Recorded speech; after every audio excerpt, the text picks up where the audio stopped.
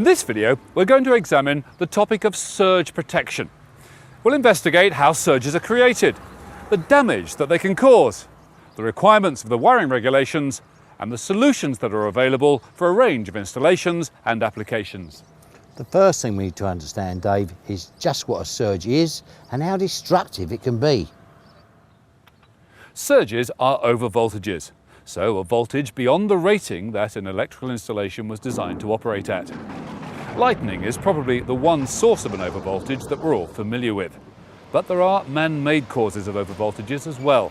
For example, those caused by the switching of large electric motors. It can be a lot more than the switching of large electric motors. It can be welders, AC units, lifts. A lot of people don't realise just how many different causes of man-made surges there are, and these can be easily caused when any switch is operated under load. To understand what can happen when there is an overvoltage, we've come to one of the world's leading manufacturers of surge protective devices, or SPDs. At this site in Blomberg, Germany, as well as manufacturing, they have a fantastic testing laboratory that can do some really scary stuff. Come on, let's go and take a look, TC.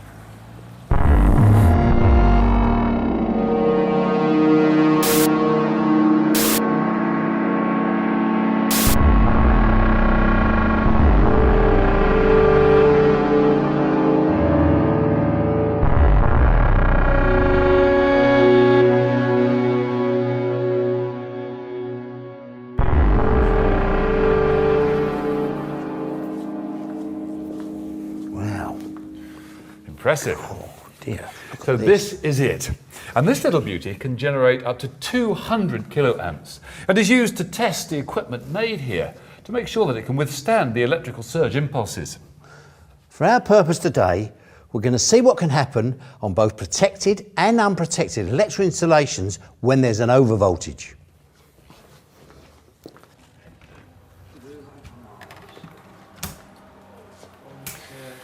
In the first test, we're going to see an older style consumer unit, typical of many properties in the UK. And here we can see the retrofitted surge protective device. Right, let's hand over to Torben and Michael and see what happens.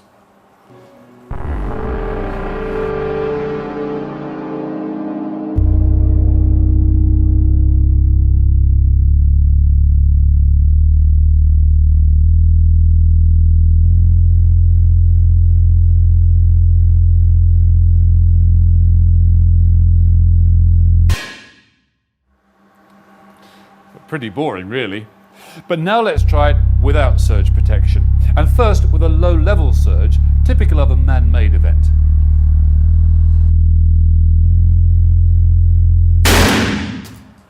Well, a little bit more action. As you can see, a little bit's broke off the circuit breaker.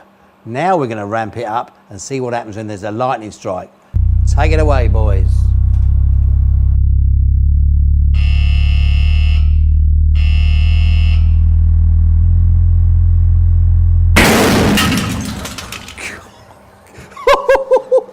What was that about?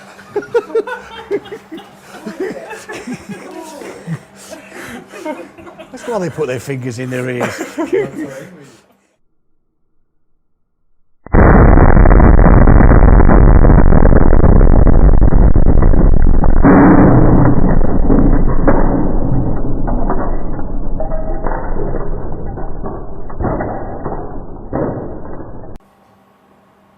Right, now we've reset everything and we're going to repeat the test on a newer consumer unit with an RCD.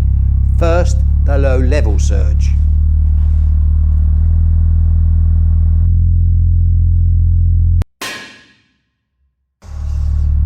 Right, now the lightning strike.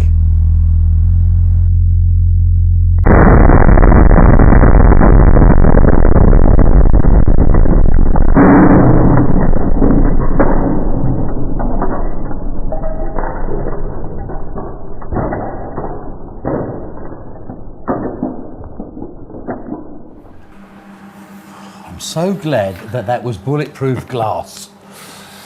It's not just the fixed electrical installation that can be affected by an overvoltage. Your portable equipment can be equally damaged. Now, some of you may use surge-protected extension leads like this to protect your expensive television. And indeed, this will, in many cases, provide effective, localized protection. However, considering some of the explosions that we've witnessed in there, it's pretty pointless protecting your TV or computer if the rest of the property needs a rewire. This is recognised by the First Amendment to the 17th edition, which requires that where surge protection is to be provided, it must be installed at the origin of the installation. Let's just see what could happen to unprotected electrical equipment when subjected to man-made levels of surges.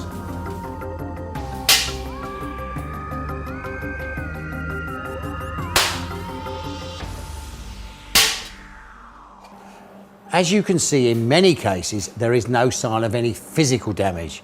However, the device is fried and will no longer work.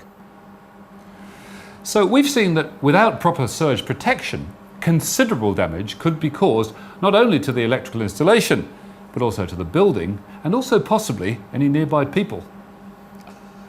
In the next part of the video, we will examine some of the scientific principles which explain how surges happen and how they propagate around buildings and other structures.